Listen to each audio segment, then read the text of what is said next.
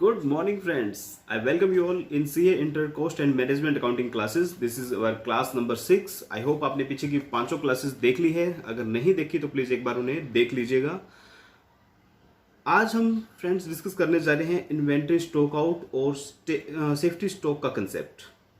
Safety stock किस तरह से हम कैलकुलेट करेंगे वो हम आज सीखेंगे. फॉलोड बाय दैट हम ABC analysis, just in time, इन सब की भी बातें करेंगे. थ्योरेटिकल पॉइंट हमने काफ़ी कुछ कंसेप्ट अभी तक कवर किए थे बच्चे. हमने जो अभी तक कवर किया था उसमें स्टॉक लेवल हमने कवर किया है, कुछ बेसिक थ्योरी पॉइंट्स हमने कवर किए थे और हमने इन्वेंट्री प्रोक्योरमेंट प्रोसीजर कवर किया था. तो आप इस चैप्टर में गुम ना हो जाओ क्योंकि चैप्टर थोड़ा सा बड़ा है, कंसेप्ट बहुत सारे हैं इसमें और वेटेज बच्चे 5 से 10 मार्क्स की है. तो मैं एक बार आपको बता दूं, हमने मटेरियल प्रोक्योरमेंट प्रोसीजर किया था, देन हमने इन्वेंट्री कंट्रोल की बातें की. इन्वेंट्री कंट्रोल हमने किस तरह से किया बच्चे? हमने इन्वेंट्री कंट्रोल किया स्टॉक के लेवल्स को डिसाइड करके कि हम मैक्सिमम कितना स्टॉक रखें, मिनिमम कितना स्टॉक रखेंगे, ऑन एन एवरेज कितना रखेंगे, डेंजर लेवल क्या होगा, बफर लेवल क्या होगा, इकोनॉमिक ऑर्डर क्वांटिटी क्या होगी, मतलब हम कितना माल एक साथ परचेज करेंगे, किस लेवल पर परचेज करेंगे, रीऑर्डर लेवल, इन सब की हमने बातें कर ली थी.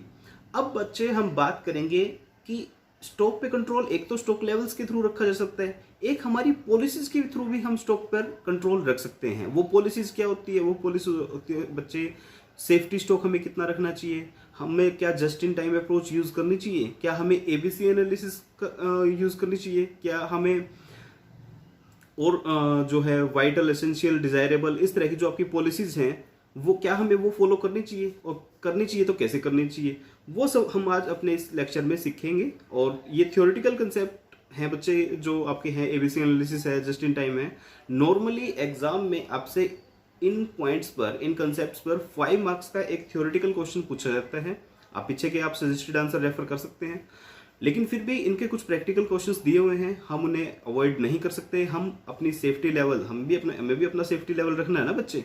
तो हम अपना सेफ्टी लेवल रखते हुए बच्चे A to Z questions cover करेंगे और बिल्कुल भी मुश्किल नहीं है यार, बिल्कुल इजी होते हैं ये. इसीलिए इंस्टीट्यूट आपके एग्जाम में देता नहीं है क्योंकि बहुत ज़्यादा इजी होते हैं. सो प्लीज़ इनको छोड़ने की मतलब दिमाग में मत लेके आइएगा, हम इन्हें कवर करेंगे. तो सबसे पहली बात आती है बच्चे स्टॉक आउट. ये स्टॉक आउट क्या होता है? स्टॉक आउट देखिए बच्चे, नाम ही सजेस्ट कर रहा है. स्टॉक आउट का मतलब स्टॉक आपके पास आउट हो चुका है, स्टॉक खत्म हो चुका है. तो स्टॉक आउट से क्या होता है, मतलब अगर स्टॉक आउट हो जाए तो क्या हो जाएगा? स्टॉक आउट होगा बच्चे तो आप प्रोडक्शन के लिए रॉ मटेरियल इशू नहीं कर पाएंगे.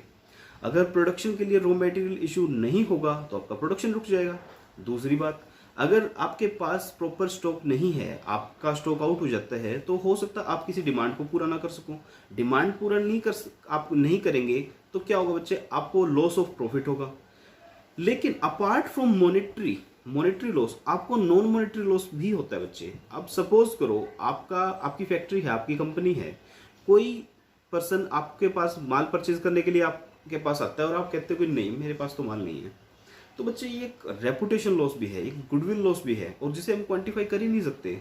आपके अब वो बंदा मार्केट में जाएगा, वो कहेगा अरे नहीं नहीं उस कंपनी के पास तो मैं गया था, उनके पास तो स्टॉक ही नहीं है, उनके पास तो मटेरियल नहीं है. बच्चे एक नेगेटिव मार्केटिंग हो जाती है हमारी. सो इसलिए हम कभी भी ये नहीं, मतलब हम ये नहीं बियर कर पाएंगे कि हम स्टॉक आउट हो जाएं. हमें सफिशिएंट स्टॉक अपने पास सेफ्टी के लिए रखना होता है, ऑल्दो उसकी कॉस्ट होती है. अब सपोज बच्चे कोई भी चीज़ ले लीजिए यार, कि आपके पास अगर वो चीज़ एक्स्ट्रा है तो आपने उसकी कॉस्ट बियर की है. Everything associated cost. मैं कहता हूँ कि मेरे पास एक माउस है, अब ये माउस चल रहा है मेरा, बिल्कुल सही चल रहा है, लेकिन मेरे पास एक सेफ्टी के लिए एक माउस और भी है. इन केस अगर ये माउस यूज़ काम करना बंद कर देता है तो मैं उस माउस को यूज़ करूँगा, क्योंकि बच्चे मैं क्लास के बीच में किसी मतलब मार्केट तो नहीं जा सकता एक नया माउस खरीदने के लिए, या फिर मैं मतलब क्लास तो इंटरप्ट नहीं कर सकता. मुझे आपको डेली एक क्लास प्रोवाइड करवानी है, दैट मीन करवानी है. तो बच्चे ये माउस मेरे पास एक सेफ्टी में भी है, तो क्या इसकी कॉस्ट नहीं है? बिल्कुल है बच्चे. लगभग 800 रुपीज़ का शायद ये माउस है, ज़्यादा तो नहीं है लेकिन 800 का माउस है ये. क्या 800 की इंटरेस्ट कॉस्ट नहीं होती? बिल्कुल होती है भाई. मेरा 800 है, कंपनी के अंदर हो सकता है 8 लाख हो, 8 करोड़ हो. तो बच्चे सेफ्टी स्टॉक तो आपके पास रखना पड़ेगा. रीजन बीइंग आपकी गुडविल लॉस ना हो, आपके नॉन मॉनेटरी लॉसेज ना हो, और मॉनेटरी लॉस तो ऑफ कोर्स ना हो. तो आज हम इसके बारे में बात करेंगे. कहता है जी, when an inventory item could not be supplied due to insufficient stock in the store. तो हम क्या कहेंगे जी, स्टॉक आउट हो गया है। तो इसमें क्या होता है बच्चे, नॉन फाइनेंशियल लॉस भी आपको होता है, जैसे कि गुडविल लॉस है आपका, though it may not be a monetary loss in short term but in long term it could be a reason of financial loss. तो ये आपका फाइनेंशियल लॉस भी हो सकता है। भी सिंपल सी बात है, आज जो बंदा मार्केट में जाके कहेगा कि उस कंपनी के पास मटेरियल नहीं है, उस कंपनी के पास स्टॉक नहीं है, तो हो सकता है कोई और पर्सन जो हमसे गुड्स परचेज करने वाला था वो हमारे पास आए ना, तो फाइनेंशियल लॉस तो होगा। ये गुडविल लॉस अल्टीमेटली होता क्या बच्चे, goodwill loss ultimately results in financial loss. भाई आपकी कोई नेगेटिव मार्केटिंग कर रहा है, सपोज मैं यार आपको बिल्कुल देसी सा एग्जांपल समझाता हूँ, ठीक है, क्योंकि आप पीसीसी लेवल पे हो, मैं देसी एग्जांपल ज़्यादा दूंगा, फाइनल लेवल पे इस तरह के प्रोफेशनल एग्जांपल नहीं दिए जाते। देखिए मैं आपसे एक सिंपल सी बात करता हूँ, आप सीए क्वालिफाइड हो गए, ठीक है, आप सीए क्वालिफाइड होने के बाद सपोज कोई मतलब इल माइंडेड था बच्चा और उसने कोई फ्रॉड कर दिया, ठीक है, अब फ्रॉड कर दिया बच्चे, तो क्या मार्केट वालों को पता नहीं चलेगा कि इस बंदे ने फ्रॉड किया है? अब क्या उसे कोई और कंपनी जॉब देगी? नहीं। तो बच्चे आपका आपकी गुडविल, पहले क्या हुआ, आपकी रेपुटेशन लॉस हुआ। जिस टाइम आपका रेपुटेशन लॉस हुआ, क्या उस टाइम आपको फाइनेंशियल लॉस हुआ? मे बी हुआ हो, लेकिन इन लॉन्ग टर्म आपको क्या कोई अच्छी कंपनी जॉब देगी? नहीं देगी बच्चे। तो इन लॉन्ग टर्म आपको क्या हुआ, फाइनेंशियल लॉस भी हुआ ना। इसी तरह से आपका स्टॉक आउट, क्या बच्चे, स्टॉक आउट अगर होता है तो शॉर्ट टर्म में क्या होगा बच्चे, शॉर्ट टर्म में तो आपको फाइनेंशियल लॉस होगा ही होगा, क्योंकि आपने कोई कॉन्ट्रैक्ट लूज किया होगा या फिर आपने सेल्स लूज की होगी, तो आपका जो मार्जिन है उसका लॉस तो है ही है। Apart from that in future वो कस्टमर क्या पता हमारे पास दोबारा आए ना, कि वो उसके माइंड में एक परसेप्शन बन जाए कि इस कंपनी के पास मटेरियल नहीं है, या फिर इन केस ऑफ इमरजेंसी इसके पास तो खुद के पास स्टॉक नहीं है, हमें कहां दे देगा। इस तरह के परसेप्शन हो सकता है किसी बंदे के या किसी कंपनी के माइंड में बन जाए, और वो आगे 4 बंदों को और कहेगा। तो goodwill loss is equal to financial loss in long term, ठीक है बच्चे। उसके बाद बच्चे एक क्वेश्चन है, ये क्वेश्चन आपका बहुत अच्छा क्वेश्चन है बच्चे, एग्जाम में ये क्वेश्चन आई थिंक पूछा भी गया है कभी, मुझे याद नहीं है, लेकिन अगर पूछा नहीं गया तो आपसे जरूर पूछा जाएगा बच्चे। One of the most important question है। इसमें आपसे कोई रीऑर्डर लेवल, कोई बफर लेवल, कोई मैक्सिमम लेवल, कोई मिनिमम लेवल की बात नहीं की जा रही, आपसे बात की जा रही है कि हम सेफ्टी स्टॉक कितना रखें। बच्चे बिल्कुल आसान है ये चीज, आप इसको है ना थोड़ा सा टेक्निकल टर्म्स में मत लीजिए, एक बार इसको बिल्कुल कूल माइंडेड सोचिए। इस क्वेश्चन को पहले पढ़ते हैं, ठीक है, उसके बाद इसके ऊपर एनालिसिस करेंगे। Messrs Tyro tubes trade in 4-व्हीलर tyre and tube. It stocks sufficient quantity of tire of almost every vehicle. In the year ended 2008-9, the report of the sales manager revealed that Messrs Tyrotube experienced stock out of tires. तो इसमें हमें क्या है कि उसने बताया कि उनके पास सफिशिएंट क्वांटिटी में स्टॉक रहता है, लेकिन कुछ लास्ट ईयर में इन्होंने कहा कि कुछ चीज़ें, हमारे कुछ टायर्स हैं वो जो स्टॉक आउट हुए हैं। कैसे स्टॉक आउट हुए हैं वो देखिए। कहते हैं जी the stock out data is given below, stock out of tyres, और उसके आगे लिखा हुआ नंबर ऑफ आइटम्स। अब ये नंबर ऑफ आइटम्स क्या है बच्चे, ये नंबर ऑफ आइटम की कोई दिक्कत नहीं है, जब आप इनको टोटल करोगे ना 2, 5, 7, 17, 37 और 67, 70 और 100, ये आ जाता है आपका उसका टोटल 100। तो बच्चे ये एक प्रोबेबिलिटी है, आपकी प्रोबेबिलिटी है, ये आपकी प्रोबेबिलिटी। अब ये प्रोबेबिलिटी क्या बताती है, ये बताती है कि आपके पास स्टॉक में 100 टायर्स हैं, 80 टायर्स हैं, 50 हैं, 20 है, 10 है और 0 है, तो क्या चांस है कि आप स्टॉक आउट हो जाओगे। तो 2%, 5%, 10%, 20%, 30% और 33%, ये है आपकी प्रोबेबिलिटी। एक बार क्वेश्चन आगे पढ़ लेते हैं, पूरा क्वेश्चन पढ़ लेते हैं। Messrs टायरो tube losses ₹150 per unit due to stock out. कहते हैं अगर स्टॉक आउट होता है तो आपको एक यूनिट के लिए 150 रुपीज लॉस करना पड़ते हैं, और and spends ₹50 per unit on carrying of inventory. कहता है अगर आप इन्वेंट्री कैरी करते हो तो आपका 50 रुपीज खर्चा आता है, और अगर कोई ऑर्डर लॉस करते हो तो पर यूनिट आपको 150 रुपीज का लॉस होता है। मतलब सिंपल सी बात है बच्चे, आपको लॉस ज्यादा होता है, कोई बात नहीं। कहता है बताइए ऑप्टिमम सेफ्टी स्टॉक लेवल क्या होगा। बच्चे क्वेश्चन थोड़ा सा बड़ा है, अगर एग्जाम में आता है तो 10 मार्क्स से कम का नहीं आएगा ये क्वेश्चन, ठीक है। और 10 मार्क्स में भी आपको टाइम भी लगाना पड़ेगा, दिमाग भी लगाना पड़ेगा। ठीक है, अगर एक गलती आपने कहीं कर दी छोटी सी, बच्चे क्वेश्चन आपका डूब गया। ठीक है, देखिए बच्चे, अब मैं कहता हूं कि हमें क्या निकालना है, ऑप्टिमम सेफ्टी स्टॉक लेवल निकालना है। ऑप्टिमम सेफ्टी स्टॉक मतलब हम कितना रखें कि ना तो हम स्टॉक आउट हों और ना ही हमारा कोई ऑर्डर वापस जाए। अब एनालिसिस करते हैं बच्चे। देखो, ये कहना चाहता है कि अगर आपके 100 टायर्स आपके स्टॉक में हैं, ये एक्सट्रीम लेवल है और ये लोवेस्ट लेवल है। कहते हैं या तो आप 100 टायर्स रखो अपने स्टॉक में या 0 रखो। 0 का मतलब आप कोई सेफ्टी स्टॉक मत रखो, कोई डिमांड या कोई ऑर्डर कैंसिल होता है तो हो जाएगा। अब एक चीज देखिए, क्या 100 टायर पे आपको कुछ लॉस होगा? इसके आगे लिखा हुआ है 2 या 2%। नहीं बच्चे, 100 का मतलब है आप 100 लेवल का स्टॉक रखिए, आपको कोई लॉस नहीं होगा। लेकिन अगर आप 80 का रखते हो ना, अगर आप 100 से सेफ्टी स्टॉक के बजाय 80 का स्टॉक रखते हो, तो प्रोबेबिलिटी है कि आप 20 जो यूनिट्स है उसका ऑर्डर लॉस कर दोगे और उसकी प्रोबेबिलिटी है 2%। इसको एक बार इस तरह से समझिए बच्चे कि आप 100 यूनिट्स आपके स्टॉक में रखते हैं। अगर 100 यूनिट्स आप अपने स्टॉक में रख रहे हैं, इसका मतलब आप proper sufficient quantity of stock आप रख रहे हैं, आपको कोई भी ऑर्डर लॉस नहीं होगा। लेकिन अगर आप 100 से कम स्टॉक रखते हो तो बच्चे चांस है कि आपको ऑर्डर लॉस हो, आप अपना स्टॉक फुलफिल, जो क्वांटिटी का ऑर्डर है वो आप फुलफिल ना कर पाओ। कैसे? देखो, सपोज आपके पास 20 यूनिट्स का ऑर्डर आ जाता है, नहीं आपके पास ये है सेफ्टी स्टॉक, ये है बच्चे आपके पास सेफ्टी स्टॉक और आपके पास ऑर्डर आ जाता है 100 यूनिट्स का। तो मुझे बताओ, क्या आप उसे फुलफिल कर पाओगे?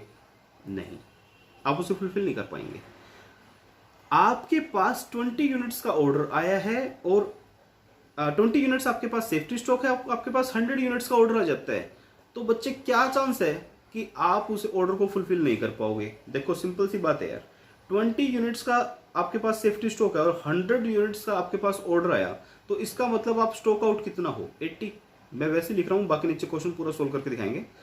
स्टॉक आउट कितना हो जाओगे? 80। आप 80 यूनिट्स स्टॉक आउट हो जाओगे। अगर आपके पास 20 स्टॉक है, 20 यूनिट्स का स्टॉक है और आपके पास 100 यूनिट्स का ऑर्डर आता है, तो क्या हो जाएगा बच्चे? स्टॉक आउट 80 यूनिट्स का हो जाएगा। लेकिन 80 यूनिट्स आप स्टॉक आउट हो जाओगे, इसकी प्रोबेबिलिटी क्या है? इसकी प्रोबेबिलिटी 5% नहीं है बच्चे, इसकी प्रोबेबिलिटी 2% है। ये बस आप ध्यान रखो, इसकी प्रोबेबिलिटी 2% है। 2% कैसे है? 80 यूनिट्स का तो आपने स्टॉक रख लिया ना, 80 यूनिट्स का स्टॉक तो आपने रख लिया, इसका मतलब 80 से 100 के बीच का आपके पास स्टॉक नहीं होगा, तो उसके फेलियर के चांसेस तो ये है ना।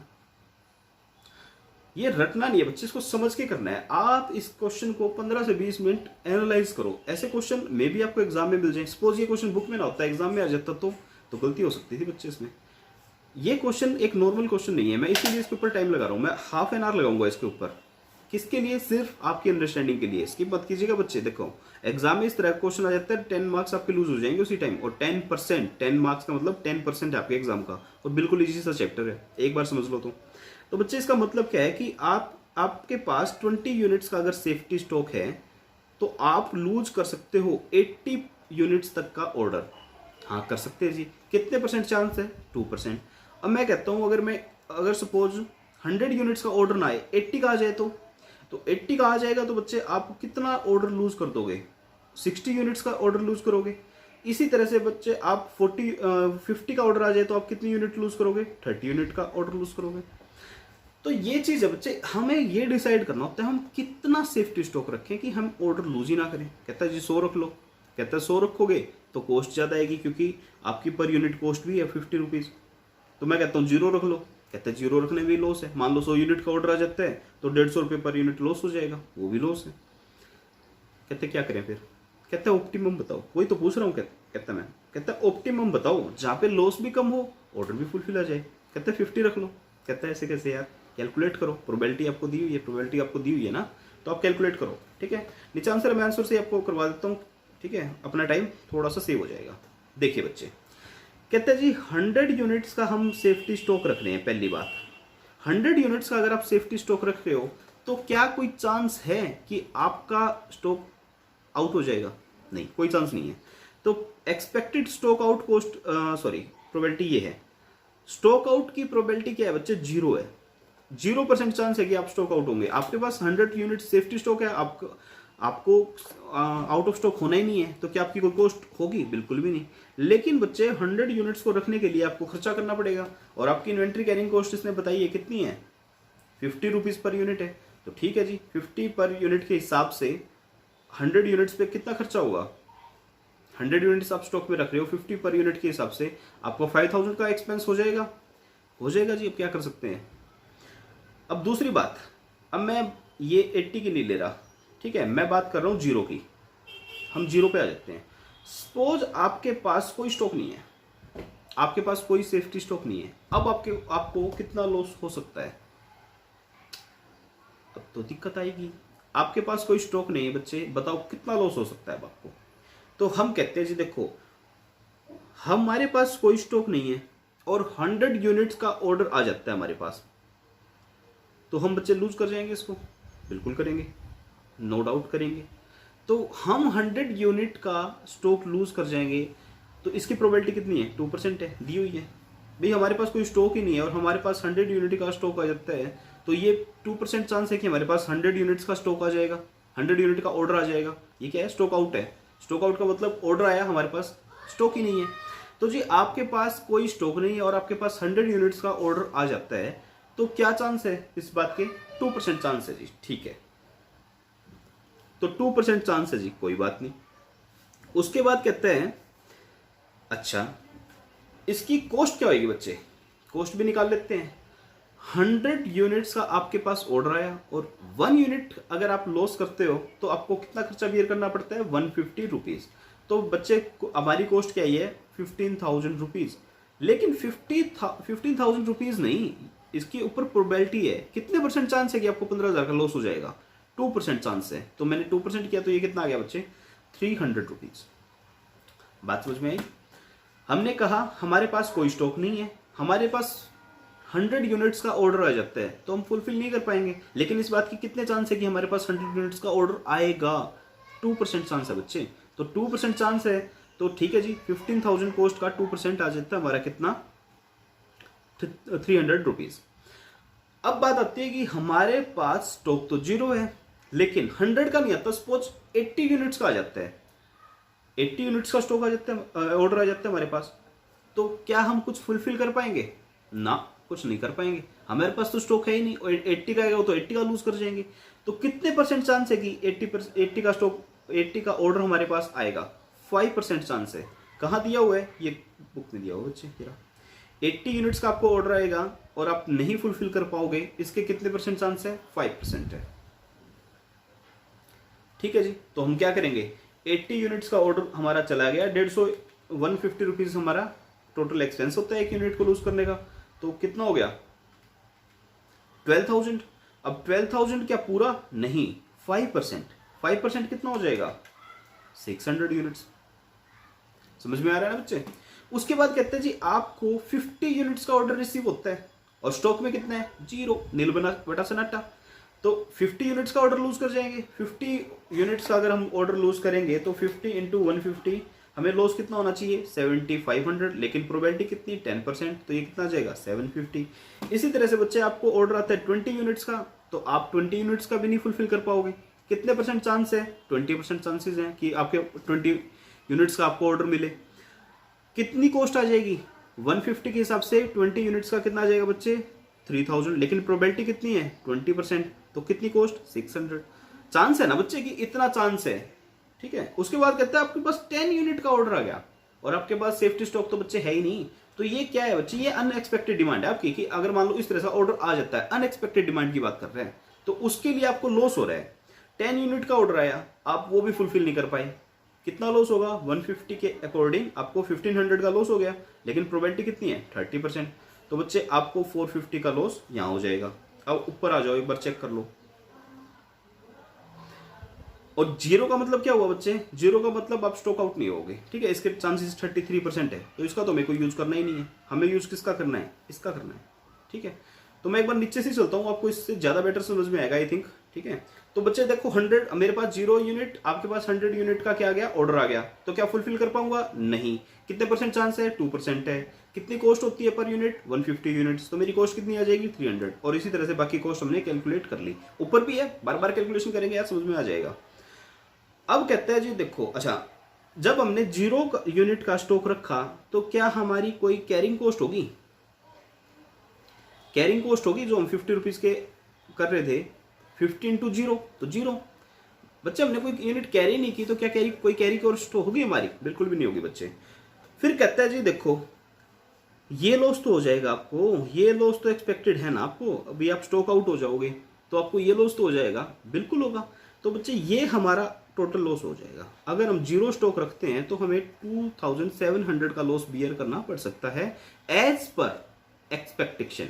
ये हमारी एक्सपेक्टेशन ही थी बच्चे, 2%, 5%, 10%, 20%, 30% और 33%। अब बच्चे दूसरी बात पे आते हैं, हम कहते हैं जी 10 यूनिट स्टोर कर लो। मैंने कहा अच्छा, कहते हैं 10 यूनिट आप सेफ्टी स्टॉक रख लो। तो 10 यूनिट का जब आप सेफ्टी स्टॉक रखोगे तो आपकी कॉस्ट कितनी आएगी, 10 इंटू 50, 500 रुपीज। ये क्या आ गई बच्चे आपकी, ये तो आपकी कैरिंग कॉस्ट आ गई। लेकिन क्या 10 यूनिट रखने से स्टॉक में क्या हमारी प्रॉब्लम सोल्व हो जाएगी, प्रॉब्लम सोल्व नहीं होगी बच्चे। प्रॉब्लम कब सोल्व होगी, प्रॉब्लम जब सोल्व होगी जब हम 100 यूनिट्स रखेंगे। अब आपके पास 10 यूनिट्स है स्टॉक में, आपके पास ऑर्डर आ जाता है 100 यूनिट्स का, तो बच्चे लॉस कितना, 90 यूनिट्स का लॉस होगा। पर यूनिट कितना लॉस होता है, 150। और 100 यूनिट का आपके पास ऑर्डर आएगा, इसकी क्या प्रोबेबिलिटी है, 2%, तो इसका 2% कितना आएगा बच्चे, 270। ये देखो 270। आई थिंक अब आपको थोड़ा थोड़ा समझ में आ गया होगा। अब हम कहते हैं कि यहां पे आ जाओगे क्वेश्चन पे, हमने सेफ्टी स्टॉक रखा है बच्चे 10 यूनिट्स का। अब कहते हैं कि हमारे पास 80 यूनिट का ऑर्डर आ जाता है, तो 10 यूनिट्स तो हम सेटिस्फाई कर देंगे ना। कहां गया बे, दिस वन। अब हम कहते हैं जी 10 यूनिट का हमारे पास सेफ्टी स्टॉक है, 100 यूनिट का अगर हमारे पास ऑर्डर आता है तो 10 यूनिट तो हम दे देंगे, बाकी 90 नहीं दे पाएंगे, तो हमें 90 पे लॉस होगा। ठीक है। इसी तरह से मैं एक बार और ऊपर आता हूं, मैं कहता हूं मेरे पास सेफ्टी स्टॉक है बच्चे 20 यूनिट्स का। तो 20 यूनिट्स का अगर आपके पास सेफ्टी स्टॉक है तो अगर 100 का ऑर्डर आ जाएगा आपके पास, तो क्या 100 का लॉस हो जाएगा, नहीं। आपको कितना का लॉस होगा बच्चे, 80 यूनिट्स का लॉस होगा। तो 80 यूनिट्स का लॉस और 2% प्रोबेबिलिटी के हिसाब से ये निकाला है हमने। इसी तरह से हम कहते हैं कि हमने तो 50 यूनिट का स्टॉक रखा हुआ है जी। 50 यूनिट का अगर आपने स्टॉक रखा है तो आपको लॉस कितना हो सकता है 100 यूनिट का ऑर्डर आने पर, 50 यूनिट्स का, और चांस कितने हैं, 2%। इसी तरह से आप कहते हो जी हमने तो 80 यूनिट का स्टॉक रख लिया, 80 यूनिट का स्टॉक रख लिया, 100 यूनिट का आपको ऑर्डर आ गया, कितने यूनिट का लॉस होगा, 20 यूनिट्स का, और कितने परसेंट चांस है, 2% है। क्या बाकी कोई लॉस हो सकता है, नहीं, क्योंकि आपके पास 80 यूनिट्स तो है ही ना। फिर आप कहते हो जी हमने 100 यूनिट का स्टॉक रख लिया, तो 100 यूनिट का स्टॉक रख लिया तो बच्चे क्या कोई आपका ऑर्डर ऐसा होगा जो फुलफिल ही ना कर पाओ, नहीं, तो इसलिए चांस कितना है, 0। ठीक है। मैं ऊपर से समझा रहा था तो मे भी आपको समझ में ना आए, नीचे से समझा रहा हूं तो आई थिंक आपको समझ में आ गया होगा। इसी तरह से बच्चे मैं कहता हूं कि मैंने तो 10 यूनिट का स्टॉक रख रखा है और 80 यूनिट का ऑर्डर आ जाता है, तो 10 यूनिट तो आपके पास है ना, तो 70 यूनिट का आपको लॉस हो जाएगा। इसी तरह से 20 यूनिट का आपके पास स्टॉक है और 80 का ऑर्डर आ जाता है तो 60 का लॉस हो जाएगा। इसी तरह से आपके पास 50 यूनिट का स्टॉक है और 80 यूनिट का ऑर्डर आ जाता है तो कितने का लॉस होगा, 30 यूनिट का लॉस होगा। बस निकाल लो प्रोबेबिलिटी लगा लगा के यार। कुछ था इस क्वेश्चन में, नहीं। जितनी यूनिट आप स्टॉक में रख रहे हो उतनी के लिए आप क्या करोगे बच्चे, उतनी के लिए कैरिंग कॉस्ट लगा दो। ठीक है। और ये जो लॉस आ रहा है ये क्या आ रहा है, आपने स्टॉक प्रॉपर रखा नहीं, इसके कारण आपका लॉस हो रहा है। तो ये क्या, इसको क्या बोलेंगे बच्चे, स्टॉक आउट कॉस्ट, और इसको क्या बोलेंगे, ये हमारी कैरिंग कॉस्ट। तो दो ही कॉस्ट एसोसिएट होती है बच्चे। अगर आप प्रॉपर सेफ्टी स्टॉक रखते हो फिर तो कोई दिक्कत नहीं है, फिर तो आपकी कैरिंग कॉस्ट लगेगी। अगर आप प्रॉपर सेफ्टी स्टॉक नहीं रखते तो बच्चे कैरिंग कॉस्ट के साथ साथ आपकी स्टॉक आउट लॉस कॉस्ट भी लगती है। और 0 रखते हो तो कैरिंग कॉस्ट तो नहीं लगती, लेकिन स्टॉक आउट कॉस्ट आपको बियर करनी पड़ेगी। तो बच्चे इंपॉर्टेंट क्वेश्चन है, इसको ध्यान से करिएगा। समझ में नहीं आता मुझे बताइएगा, मैं दोबारा करवा दूंगा। प्रोबेबिलिटी हमने किस तरह से निकाल ली थी, प्रोबेबिलिटी हमने इस तरह से निकाल ली थी। ठीक है। नंबर ऑफ आइटम, इनको टोटल किया तो 100 आया, तो सिंपल सी बात है, तो ये 2% हो जाता है, ये 5% हो जाएगा, 10, 20, 30 और 33%। ठीक है। अगर सपोज ये इन फिगर्स का टोटल 100 ना हो 50 होता तो क्या करते बच्चे, आई थिंक आपको पता होगा इन चीजों का, फिर भी मैं बता देता हूँ। अगर ये इनका जोड़ 50 होता तो मैं क्या करता, मैं करता 2 डिवाइड बाई 50 इंटू 100, तो मेरी कितनी आ जाती बच्चे, 4% आ जाती। लेकिन वो क्या है, जब इनका टोटल आपका 100 ना हो तो, ठीक है, 100 है तो प्रोबेबिलिटी है यार, कोई दिक्कत ही नहीं है। उसके बाद बच्चे एक्सप्लेनेशन, अच्छा इसकी एक्सप्लेनेशन भी सेल्फ एक्सप्लेनेटरी बुक है बच्चे आपकी, वैसे तो अगर आप पढ़ो तो वैसे भी समझ में आ जाता है। तो ये काफ़ी सारी उन्होंने एक्सप्लेनेशन दे रखी है जो मैंने अभी आपको बताई है, ये आप पढ़ लीजिएगा, इसमें कुछ और फर्दर है नहीं बताने वाला। बस इसमें एक चीज़ है कि उन्होंने एक वर्ड बार बार लिखा है कि ये अनएक्सपेक्टेड डिमांड है, क्योंकि आपकी जो रूटीन डिमांड होती है उसके लिए तो आप बजट बना ही लेते हो ना, तो ये अनएक्सपेक्टेड डिमांड होती है जिसके कारण आपको स्टॉक आउट का मतलब लॉस बियर करना पड़ सकता है। अच्छा जी,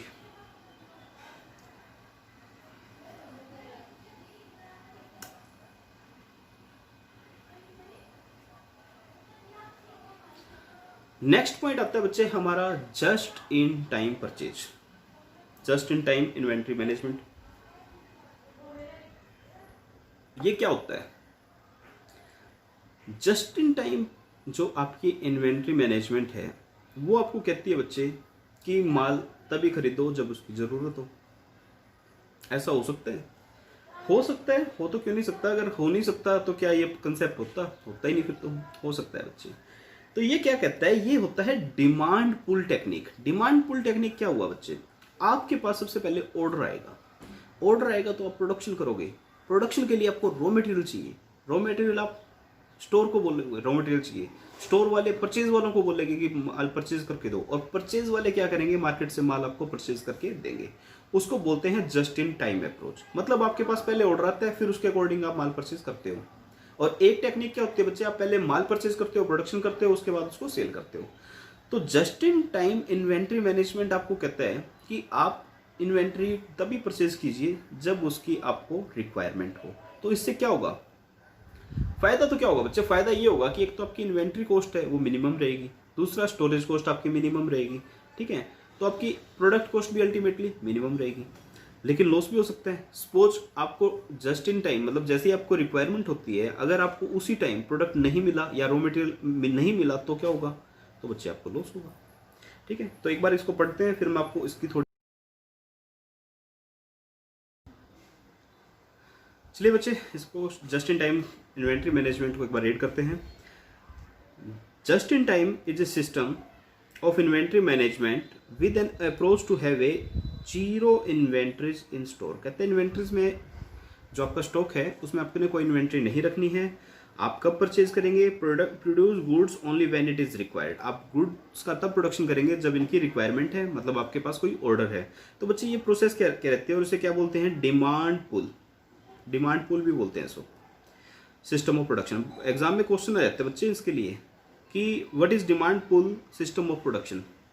तो आपने जस्ट इन टाइम तो मतलब रीड किया है, लेकिन डिमांड पुल आपके माइंड में नहीं आता। तो इस चीज़ को आपको याद रखना है कि इसे डिमांड पुल भी बोलते हैं। आप इसको जस्ट इन टाइम को लिख लीजिएगा कहीं पे कि demand pull is equal to just in time. तो इसकी प्रोसेस क्या रहती है बच्चे, सबसे पहले आपको कोई किसी प्रोडक्ट की डिमांड आती है, मतलब आपके पास कोई ऑर्डर रिसीव होता है। तो सबसे पहले क्या होता है, डिमांड ऑफ फाइनल प्रोडक्ट। आपके पास सबसे पहले क्या होगा बच्चे, आपके पास कोई ऑर्डर आएगा, उस ऑर्डर को फुलफिल करने के लिए आप क्या करेंगे, प्रोडक्शन करेंगे। Production starts to process the demand for product. अब आपको प्रोडक्शन करना है तो आपके पास रॉ मटेरियल तो है नहीं, क्योंकि आप तो जस्ट इन टाइम परचेज करेंगे। तो आप क्या करेंगे, मटेरियल रिक्वायरमेंट सेंड करेंगे किसको, परचेज डिपार्टमेंट को। और ये हम पूरी पढ़ चुके हैं कि मटेरियल किस तरह से परचेज किया जाता है। उसके बाद हम करेंगे ऑर्डर फॉर रॉ मटेरियल, और सप्लायर क्या करेगा, हमें मटेरियल सेंड करेगा। तो इसके लिए बच्चे हमने बस पूरी प्रोसेस पढ़ी हुई है, लेकिन ये प्रोसेस क्या कर दिया हमने, उल्टी कर दी है। पहले हम सेल करते थे, अब क्या करेंगे, पहले डिमांड आएगा, फिर हम मटेरियल परचेज करेंगे, ठीक है, फिर हम प्रोडक्शन करेंगे, उसके बाद हम पहले डिमांड आएगी आपके पास। डिमांड आएगी तो हम क्या कहेंगे, प्रोडक्शन डिपार्टमेंट को बोलेंगे कि आप प्रोडक्शन कीजिए। प्रोडक्शन डिपार्टमेंट स्टोर्स डिपार्टमेंट को बोलेगा कि आप हमें मटेरियल प्रोवाइड करवाइए, क्योंकि स्टोर में तो कुछ है नहीं। तो स्टोर डिपार्टमेंट किसको कहेगा बच्चे, परचेज डिपार्टमेंट को कहेगा कि आप माल परचेज कीजिए। हम माल परचेज करने के लिए ऑर्डर देंगे और सप्लायर हमें मटेरियल देगा प्रोडक्शन के लिए। तो एक बिल्कुल छोटी सी पॉइंट था, 5 मार्क्स में ये क्वेश्चन आ जाता है, 1-2 बार आया भी है, तो इसे प्लीज अच्छे से करके जाइएगा। अब आता है बच्चे inventory control on the basic of relative classification. Classification के अकॉर्डिंग भी हम इन्वेंट्री को कंट्रोल करते हैं। कैसे, अब आपके पास जो बच्चे स्टॉक में मटेरियल होता है, जो आपके पास टोटल स्टॉक होता है, क्या वो सारा ही अच्छी क्वालिटी का होता है, या मतलब जो जितना आपके पास टोटल जो स्टॉक है, क्या वो टोटल आपका स्टॉक इस तरह का है कि उसके ऊपर पूरा कंट्रोल चाहिए, या फिर पूरा मतलब सारा का सारा वाइटल है, एसेंशियल है? नहीं, हमारे पास जो स्टॉक होता है ना बच्चे, उसका मतलब 10 to 20%, या फिर मैं कहूँ 20% के अप्रोक्स ही हमारे पास ऐसा स्टॉक होता है जो नियरली 70% कॉस्ट को ऑक्यूपाई करता है।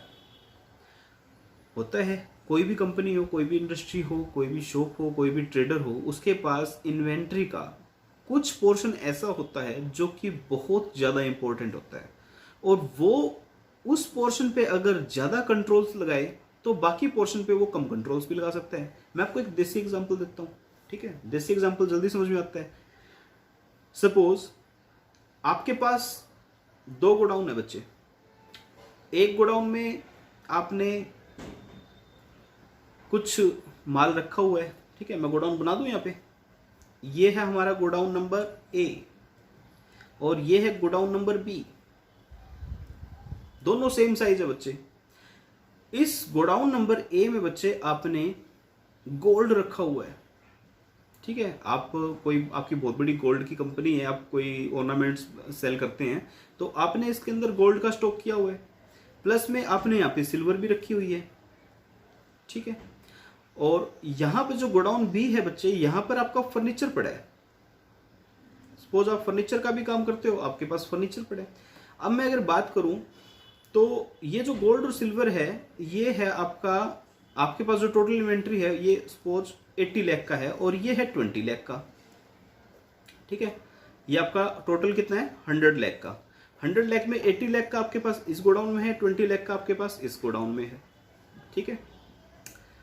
अब मैं बात करता हूं कि मेरे पास 1 2 3 4, ये 4 है बच्चे सिक्योरिटी गार्ड,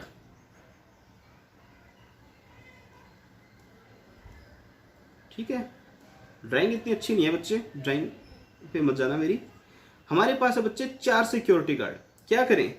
4 सिक्योरिटी गार्ड, 2 यहाँ पे लगा दूं, 2 यहाँ पे लगा दूं? क्या आप ऐसे करेंगे? मतलब ये आपका है बच्चे, आप मुझे बताओ ये 4 सिक्योरिटी गार्ड आप कैसे लगाओगे?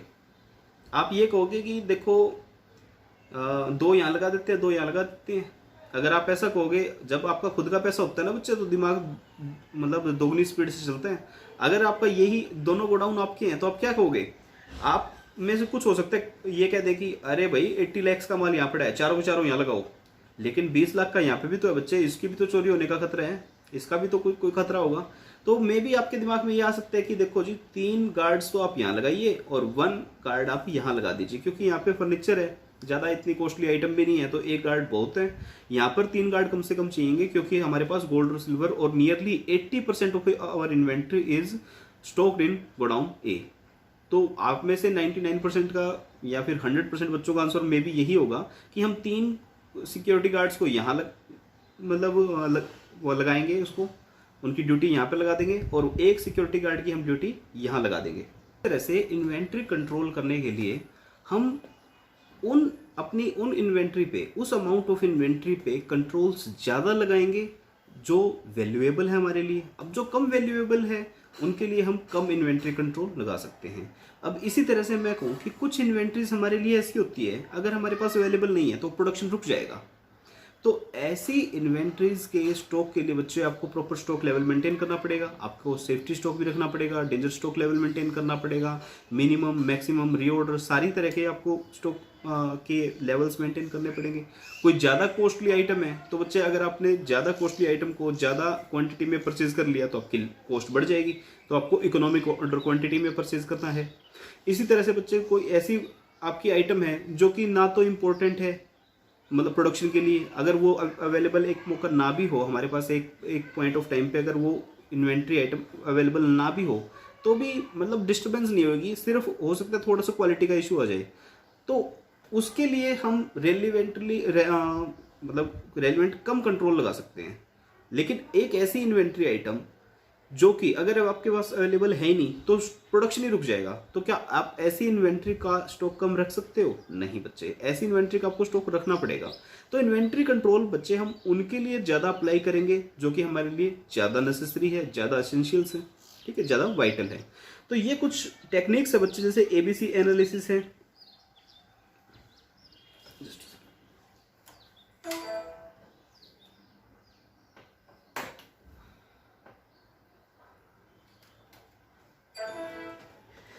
आपके पास ABC एनालिसिस है,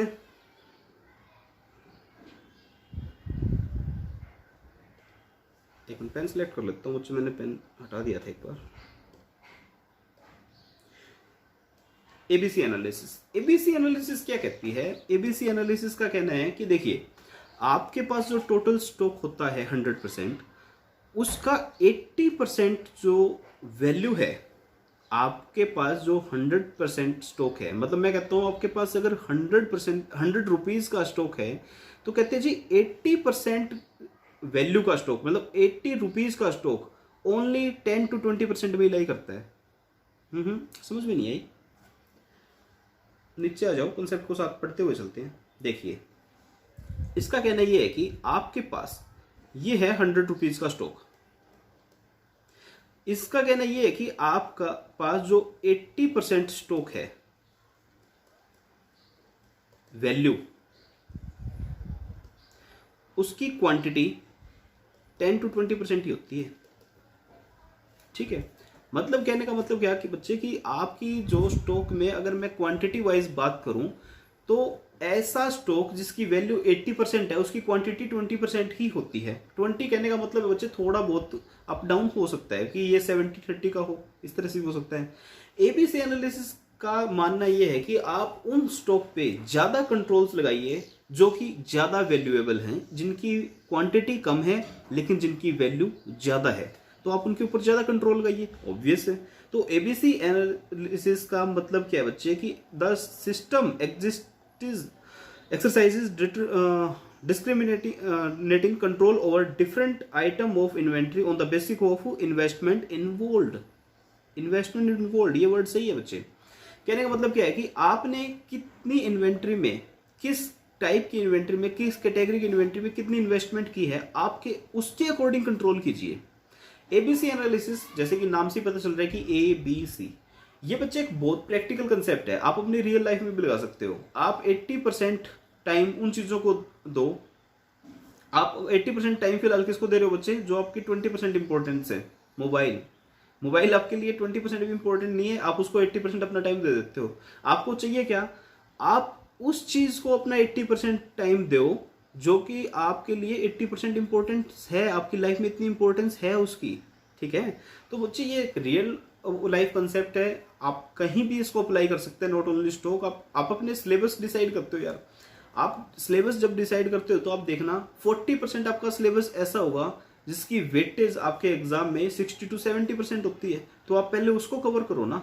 इसी तरह से बच्चे स्टॉक में होता है कि स्टॉक में आपके पास 10 to 20% क्वांटिटी ऐसी होती है जिसकी टोटल वैल्यू 80% होती है, ठीक है। तो हम उस 10 to 20% क्वांटिटी पे ज़्यादा कंट्रोल्स लगाएंगे, क्योंकि देखो 10 to 20% हमने होल्ड कर लिया, हमने अपने हाथों में पकड़ के रख लिया, तो हमने बच्चे 80% तो कॉस्ट कंट्रोल कर ली ना, अब बच की कितनी 20%, उसके लिए थोड़े बहुत कंट्रोल और लगा देंगे। तो बच्चे ये जो बड़ी कंपनीज होती हैं ये इन्वेंट्री कंट्रोल के लिए इस तरह की टेक्निक्स लगाती हैं। अब मैं एक बात कहूँ कि बच्चे की जैसे हमारी 80%, जो मैंने आपको अभी एग्जांपल दिया था, 2 गोडाउन है, ठीक है, एक में आपका 80% गुड्स हैं, एक में आपके पास 20% गुड है। अगर मैं क्वांटिटी वाइज बात करूं तो इनकी क्वांटिटी 10% है और इसकी क्वांटिटी 90% है।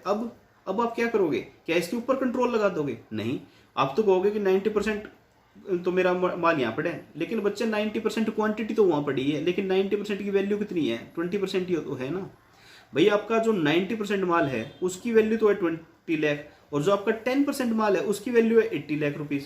तो आप किसको सिक्योर करोगे? 80 लाख वाले को करोगे ज़्यादा। भाई नो डाउट हमें कंट्रोल तो इसके लिए भी रखने पड़ेंगे। मैं ये नहीं कह सकता कि इसको सड़क पे फेंक दो, इसके लिए कोई कंट्रोल ना रखो, कंट्रोल तो उसके लिए भी रखेंगे, लेकिन क्या उतने कंट्रोल रखेंगे जितने 80 लाख वाले के लिए हमें चाहिए? नहीं। तो तो बच्चे हमें कॉस्ट कम करनी होती है। अब मैं कहता हूं जी मैं इस 80 लाख वाले गोडाउन के ऊपर 10 गार्ड्स लगाऊंगा, तो ठीक है, कोई गलत बात थोड़ी ना है। अब मैं कह दूं कि ये 20 लाख वाले पे भी मैं 10 गार्ड लगाऊंगा, तो ये गलत है बच्चे, ये तो कॉस्ट आप ज्यादा अपनी लगा रहे हो ना। यहाँ पे क्या 10 गार्ड की जरूरत है? नहीं, यहाँ पे तो 2 से भी काम चल जाएगा, लेकिन यहाँ पे 10 गार्ड की जरूरत है। तो कंट्रोल का मतलब ये नहीं है कि मैं उसको सेफ गार्ड कर रहा हूँ बच्चे, कंट्रोल तो ये तो समझाने के लिए आपको, कंट्रोल का मतलब है मैं उसका effective utilisation, economic order quantity, proper stock level, minimum level, maximum level, average level, buffer level, danger level, मैं इनको मेंटेन करूं। मिनिमम स्टॉक नहीं है जी मेरे पास, मैंने ना ध्यान दिया, प्रोडक्शन रुक गया, अब तो बच्चे फिर बड़े वाला लॉस होगा। और अगर आपकी ड्यूटी थी कंपनी में, आप एक कॉस्ट अकाउंटेंट थे, normally cost accountant company hire करती है बड़ी मैन्युफैक्चरिंग कंपनीज, तो सीए क्या करते हैं, ये तो ऑडिट के लिए काम आता है ना बच्चे, ये हमारे जो सारे कंसेप्ट हैं ये तो ऑडिट के लिए काम आएंगे। और क्या आप इस प्रोफाइल में काम कर सकते हो? काम तो कर सकते हो, ये मत सोचना कि कॉस्ट अकाउंटेंट का काम हम नहीं कर सकते, कर तो कुछ भी सकते हो, सीए हो आप। तो बच्चे अगर सपोज जो कॉस्ट अकाउंटेंट था, चलो आप, मैं कहता हूँ कि आपकी ड्यूटी थी ये स्टॉक मेंटेन करने की, आपने की नहीं, प्रोडक्शन रुक गया, बच्चे लात मार के निकाल देंगे कंपनी से उसी टाइम आपको। तो आपको क्या करना है बच्चे, जब आप प्रैक्टिस में जाएंगे तब आप व्यवहारिक रूप से, मतलब प्रैक्टिकल तौर पे आप इन चीजों को करेंगे और आपको पता नहीं चलेगा आप एबीसी एनालिसिस कर रहे हो क्या। ठीक है, तो इनके कंसेप्ट है बच्चे, आप अपना ज्यादा ध्यान उन चीजों पे दोगे जो कि क्वांटिटी में कम है लेकिन इंपॉर्टेंस में ज्यादा है। ठीक है, तो ये होता है बच्चे एबीसी एनालिसिस। एबी एनालिसिस में हम कैटेगरी ए बनाते हैं, बी बनाते हैं, सी बनाते हैं। कैटेगरी ए का मतलब हम उन 10 to 20% आइटम्स को लेंगे, इसमें प्रिसाइजली 10% लिखा हुआ है, कहते हैं जी हम उन 10% क्वांटिटी को लेंगे जिनकी वैल्यू अप्रोक्सीमेटली 70% है। होता है बच्चे ऐसे, कुछ इन्वेंट्रीज हमारे लिए बहुत कॉस्टली होती हैं और क्वांटिटी में वो कम होती हैं। अगर वो क्वांटिटी में कम है और उनकी वैल्यू ज़्यादा है तो हमें उनके ऊपर काफ़ी अच्छा कंट्रोल रखना पड़ेगा। नॉट ओनली स्टोरेज और इशू कंट्रोल, हमें उनका इफेक्टिव यूटिलाइजेशन कंट्रोल भी रखना पड़ेगा। हमें बच्चे उनका ऑर्डर करते टाइम रीऑर्डर लेवल का भी कंट्रोल रखना पड़ेगा। हमें उनका कितनी क्वांटिटी में ऑर्डर करना है उसके ऊपर भी कंट्रोल रखना पड़ेगा। अगर आपने ज़्यादा परचेज कर ली तो बच्चे पहली 10% क्वांटिटी आपका 70% वैल्यू ऑक्यूपाई कर रही है, तो आप सपोज वो कॉस्टली आइटम है, कॉस्टली आइटम अगर आप ज्यादा परचेज करके अपने पास रख रहे हो तो क्या होगा, स्टॉक आपकी इंक्रीज कर जाएगी, आपका प्रोडक्ट महंगा हो जाएगा, मार्केट में कम्पीट नहीं कर पाएगा। और अगर आपने कम रख लिया उसका स्टॉक तो क्या होगा, प्रोडक्शन रुक जाएगा, प्रोडक्शन रुक गया तो बच्चे गुडविल का लॉस और मॉनेटरी लॉस तो है ही है। तो इन्वेंट्री कैटेगरी ए में कहते हैं कि हम उन इन्वेंट्रीज को रखते हैं जिनकी वैल्यू 70% के अप्रोक्स है और जिनकी क्वांटिटी 10% के अप्रोक्स है। तो इससे क्या होगा, इसके ऊपर हम मैक्सिमम कंट्रोल लगाएंगे। तो इसमें क्या होता है बच्चे, 70% इन्वेंट्री क्यों होती है, बिकॉज ऑफ हाई प्राइस और हैवी रिक्वायरमेंट। ठीक है, तो इसको आप पढ़ सकते हैं, जो मैंने बताया है वही है। फिर आती है कैटेगरी बी। कैटेगरी बी में बच्चे मॉडरेटली इंपॉर्टेंट इन्वेंट्री होती है हमारे पास। इसकी क्वांटिटी 20% के अप्रोक्स होती है और इसकी वैल्यू भी 20% के अप्रोक्स होती है। मतलब भाई हमारे पास कुछ इन्वेंट्री ऐसी होती है जो टोटल इन्वेंट्री का 20% है और उसकी वैल्यू भी टोटल इन्वेंट्री का 20% है। आप इनके ऊपर मॉडरेट कंट्रोल लगाएंगे। मॉडरेट मतलब ठीक है, इतने ज़्यादा मत लगाओ कि जैसे कैटेगरी ए पे लगाए थे, लेकिन कुछ कंट्रोल्स आप इसके ऊपर लगाओ। तो ये लेवल ऑफ कंट्रोल क्या होता है बच्चे, मॉडरेट लेवल होता है। उसके बाद क्या आता है सी कैटेगरी। सी कैटेगरी ऐसी कैटेगरी होती है जिसमें कोई ज्यादा इंपॉर्टेंस चीजें नहीं होती और इनकी जो टोटल क्वांटिटी है, क्वांटिटी तो 70% है और इनकी जो वैल्यू है 10%। तो category C has the item does not require much investment, it may be 10% of total inventory value है आपकी 10%, but they nearly 70% of the total item handled by the store. मतलब स्टोर के अंदर जो आइटम्स पड़ी हैं आपके, 70% आइटम ऐसी हैं जिनकी वैल्यू 10% है। मतलब 70% आपके पास स्टॉक में ऐसी आइटम पड़ी हैं जिनकी टोटल वैल्यू कितनी है बच्चे, सिर्फ 10% है। जैसे बच्चे अगर आपकी ऑयल इंडस्ट्री है, आप ऑयल बनाते हैं तो आप ऑयल केक भी बनाते होंगे। तो ऑयल केक को पैक करने के लिए, जैसे खल कहते हैं बच्चे, जैसे पशु खाते हैं, आप जो बच्चे थोड़ा सा जिनको पता है इस चीज़ के बारे में, तो ऑयल इंडस्ट्री में क्या होता है बच्चे, दो चीज़ें बनती है, एक तो ऑयल बनता है, एक ऑयल केक बनता है। अब ऑयल केक को स्टोर करने के लिए, ऑयल केक को पैक करने के लिए आपके पास वो बैग्स होते हैं, जूट बैग्स, जिन्हें कुछ बोरा वगैरह कुछ बोलते हैं, तो वो बोरे होते हैं आपके पास, उनका स्टॉक होता है आपके पास। जो आपके पास ऑयल आएगा, ऑयल को स्टोर करने के लिए या ऑयल को पैक करने के लिए आपके पास टीन होते हैं बच्चे, tin 15 kg, 10 kg, 5 kg, 1 kg इसके टीन होते हैं, तो इनका भी स्टॉक होएगा। तो बच्चे जब आप सपोज करो वो टीन आपने स्टोर में रख रखे हैं, तो बच्चे उसने 70% स्पेस ऑक्यूपाई कर रखा है, 70% क्वांटिटी ऑक्यूपाई कर रखी है, लेकिन उनकी वैल्यू कितनी है? वैल्यू उनकी 10% भी नहीं होगी।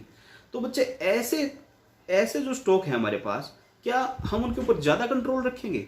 नहीं, उनके ऊपर हम ज़्यादा कंट्रोल नहीं रखेंगे। उनके ऊपर हम मतलब मिनिमम कंट्रोल रखेंगे, बस इतना कंट्रोल रखेंगे कि वो हमें कोई लॉस ना हो जाए। तो for this category of item there is no need of exercising constant control. Constant control की जरूरत नहीं है, जैसे कि आप हर रोज जा रहे हो, आप चेक कर रहे हो कितने बोरे हैं, कितने इशू हो गए। नहीं, किस लिए? अगर 2-4 बोरे कम भी हो गए तो क्या कोई बड़ी आफत आने वाली है? नहीं। बच्चे कंपनी में मेटीरियलिटी कंसेप्ट बहुत ज़्यादा फॉलो होता है। आप उन चीज़ों पर ज़्यादा ध्यान दो जो कि इंपॉर्टेंट है। मैं आपको बच्चे एक एग्जांपल बताता हूँ, ठीक है? आपको हंसी आएगी वैसे तो। मैं एक ऑडिट करने गया, किसी स्कूल की ऑडिट थी।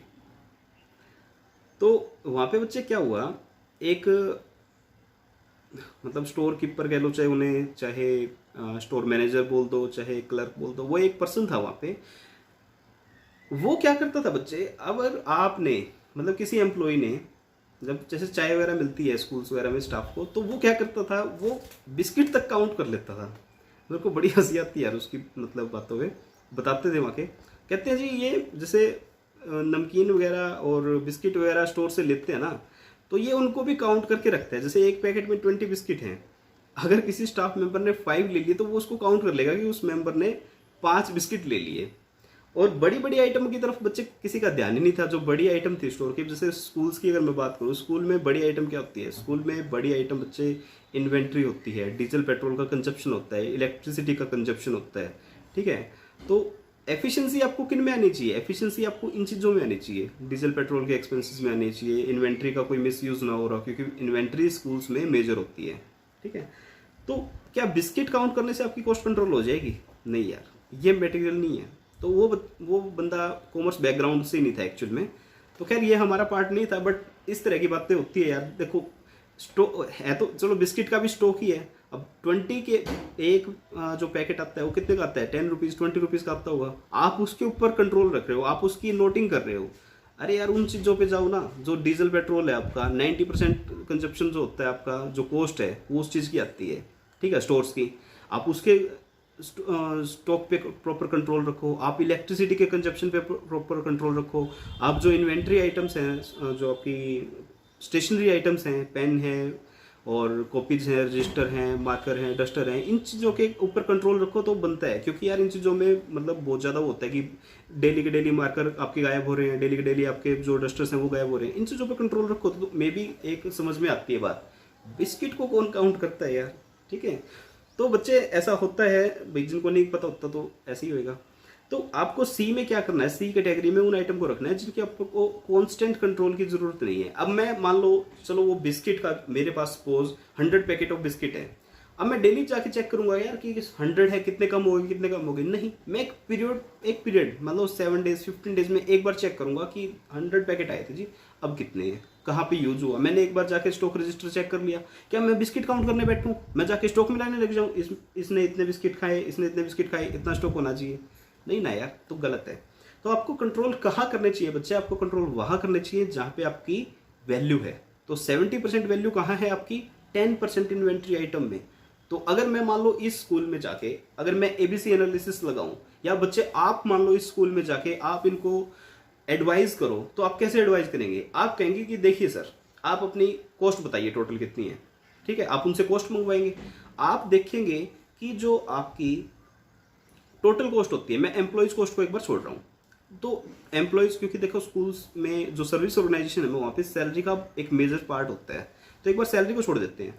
तो बच्चे क्या होता है, 80% जो आपकी कॉस्ट होती है ना, वो पावर एंड फ्यूल की होती है। अब मैं पावर फ्यूल को भी चलो तोड़ लेता हूँ। मैं कहता हूँ जी आपका डीजल। अब डीजल कैसे कैसे लगेगा? बसेस में लगेगा। और कहाँ पे लगेगा बच्चे डीजल? डीजल आपके जनरेटर में लगेगा। स्कूल में जनरेटर होते हैं, इलेक्ट्रिसिटी जैसे ब्रेकडाउन होगा जनरेटर चलेगा।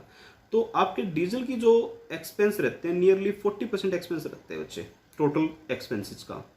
उसके बाद क्या होता है बच्चे, आपकी पावर, इलेक्ट्रिसिटी, इसका भी आपका नियरली 20% एक्सपेंस रहता है। उसके बाद आ गया प्रिंटिंग स्टेशनरी। प्रिंटिंग स्टेशनरी कितना है आपका, सपोज 10% है, ठीक है। और इसके बाद मैं आपको एक्सपेंस बता दूं, टेलीफोन, इंटरनेट और आईटी रिलेटेड कुछ एक्सपेंस होते हैं, ठीक है, जो लैब वगैरह से रिलेटेड होते हैं। सपोज 10% आपके वो होते हैं, तो कितना हो गया, 4 कुछ 1 7 1 8, ठीक है। इसको आप 50 कर लो यार, 50% हो जाता है ये, ठीक है। और मिसलेनियस आपका रह जाता है 10%, कोई भी एक्स्ट्रा खर्चा। तो अब आपने देखा कि डीजल 50 हो रहा है, पावर 20 हो रहा है, प्रिंटिंग 10 हो रहा है, आईटी रिलेटेड 10 हो रहा है और मिसलेनियस 10% हो रहा है। आप इस कंपनी को क्या एडवाइस करोगे? आप कहोगे देखो सर, ये जो आपका है, ये आपका है ए कैटेगरी, ये आपकी ए कैटेगरी है एक्सपेंसेस की। मैं स्टॉक की बात नहीं कर रहा बच्चे, मैं आपको एबीसी एनालिसिस की एप्लीकेशन बता रहा हूं। आप कहोगे कि आप इन चीजों पे ज्यादा ध्यान दीजिए। आप जो ये 50% और 20%, आपकी 70% जो कॉस्ट लग रही है डीजल और पावर में, आप इन पे ज्यादा ध्यान दीजिए। उसके बाद प्रिंटिंग आती है 10%, कहता है ये आपकी कैटेगरी बी है, आप इस पे ध्यान तो दीजिए, लेकिन इतना ज्यादा नहीं जितना डीजल पेट्रोल पे देना है। अब डीजल पेट्रोल, डीजल और पावर है, इसकी आप इतनी अकाउंटिंग कीजिए, इतना डीप इसके ऊपर वर्क कीजिए कि इसका मतलब जो कंजप्शन है वो रोका जा सकते हैं। जैसे डीजल है, आप मतलब क्या करो, किलोमीटर चेक करो कि कौन सी बस कितने किलोमीटर चल रही है, उसकी एवरेज कितनी आ रही है, आप उसको कितना डीजल दे रहे हो। कहीं ऐसा तो नहीं है कि ड्राइवर डीजल चोरी कर रहा हो, ठीक है, तो कितना हो सकता है कम आ रहा हो पीछे से, ये भी तो हो सकता है। तो डीजल वगैरह है, आप इनकी पर किलोमीटर के हिसाब से चेक कीजिए कितनी माइलेज आ रही है। हमारे पास 50 बसेज हैं, क्या 50 बसेज की एक ही माइलेज आ रही है, किसी की कम आ रही है तो क्यों आ रही है, उसके ऊपर इन्वेस्टिगेशन कीजिए, ठीक है। इसी तरह से पावर है, पावर आपकी डेली कंजप्शन कितना है, आप 3-4 दिन का कंजप्शन चेक करोगे, आपको पता चल जाएगा कि कांस्टेंट कंजप्शन है या अप डाउन हो रहा है। अप डाउन हो रहा है तो क्यों हो रहा है, आपके स्कूल में कितने एसीज हैं, आपके स्कूल में कितनी सेंट्रलाइज यूनिट्स हैं, कितने आपके पास स्मार्ट बोर्ड्स हैं, कितने आपके पास अदर लाइटिंग है, तो आप सभी को काउंट कीजिए। आप देखो कि क्या क्या कोई प्रॉपर वेस्टेज होती है। अब मान लो जो वो वर्कर था जो बिस्किट काउंट कर रहा था, आप पूरी बिल्डिंग का एक बार चक्कर लगाओ, आप चेक करो क्या कोई एसी वगैरह वेस्ट तो नहीं चल रहा, ज़्यादा तो नहीं चल रहा। इन चीज़ों के ऊपर कंट्रोल करने से आपकी कॉस्ट कम हो गया ना बच्चे। तो आप इसके ऊपर कंट्रोल करिए, प्रिंटिंग पे कंट्रोल कीजिए, प्रिंटिंग के प्रॉपर रजिस्टर बनाइए, क्या आपने स्टॉक रजिस्टर बनाया है, क्या उसको आप प्रॉपरली चेक कर रहे हो, जिसको इशू कर रहे हो क्या उसके साइन ले रहे हो, जिससे परचेज कर रहे हो क्या उसके प्रॉपर बिल्स हैं आपके पास, ये सब चीज़ें चेक करो। और जो जो ये 20% है IT रिलेटेड और मिसलेनियस है, ठीक है, ये ठीक है भाई, इनके ऊपर एक प्रॉपर कंट्रोल तो रखो, लेकिन इतना मत रखो कि आप एक एक चीज़ इसकी मेंटेन कर रहे हो। तो बच्चे होता क्या है, आप इनके ऊपर मैक्सिमम कंट्रोल रखेंगे, इसके ऊपर मॉडरेट और इसके ऊपर मिनिमम रखेंगे, लेकिन मिनिमम। तो ये था बच्चे आपका एबीसी एनालिसिस। आपको आई थिंक समझ में आ गया होगा, अगर नहीं आया तो बच्चे बता दीजिएगा। एबीसी एनालिसिस पे एक क्वेश्चन दिया हुआ है, इलस्ट्रेशन नंबर 8। मैंने बताया था कि इसके ऊपर थ्योरेटिकल क्वेश्चन आता है, लेकिन अगर प्रैक्टिकल क्वेश्चन आ जाता है तो बच्चे हम छोड़ के थोड़ी ना आएंगे, हम उसको भी अटेम्प्ट करेंगे। तो एक बार इसे देख लीजिएगा, ये क्या है, बिल्कुल सिंपल सा क्वेश्चन है, मैं आपको इसी में से करवा देता हूँ। आंसर दिया हुआ है यार, तो हमें टाइम वेस्ट करने का जरूरत नहीं है इसके ऊपर। देखिए, कहता है आपके पास 12 आइटम्स हैं, 12 आइटम्स की आपको यूनिट दी हुई है, और यूनिट के बाद दी हुई है आपको क्या, यूनिट कॉस्ट दी हुई है। मतलब आपके पास 7000 यूनिट्स है, उसकी यूनिट प्राइस है 5 रुपीज़। तो इसका मतलब इसकी वैल्यू कितनी हुई, इसकी वैल्यू हुई सर 35,000। इसी तरह से आप सबकी क्या करोगे, वैल्यू चेक करोगे, और टोटल वैल्यू जब आप चेक कर लोगे वो आपकी क्या आ जाएगी, टोटल इन्वेस्टमेंट, ठीक है। देखिए आंसर चेक कीजिए। तो क्या होगा बच्चे, सबसे पहले आप यूनिट्स लिखोगे, उसका कॉस्ट लिखोगे, तो आपके पास क्या आ जाएगी, टोटल कॉस्ट आ जाएगी, ये आपकी आ गई टोटल कॉस्ट, ठीक है।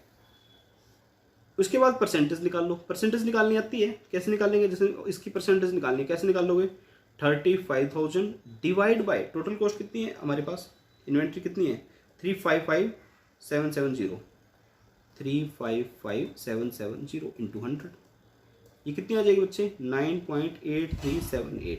ये इतनी परसेंट है, मतलब जो आपकी इन्वेंट्री नंबर 1 है, आइटम नंबर 1 है, उसकी टोटल कॉस्ट 9.83% है। फिर आइटम 2 है, उसकी टोटल कॉस्ट कितनी है हमारे पास 20% है। इस तरह से बच्चों सारी निकाल लो, ठीक है। तो ये आपकी टोटल 100% आ जाएगी।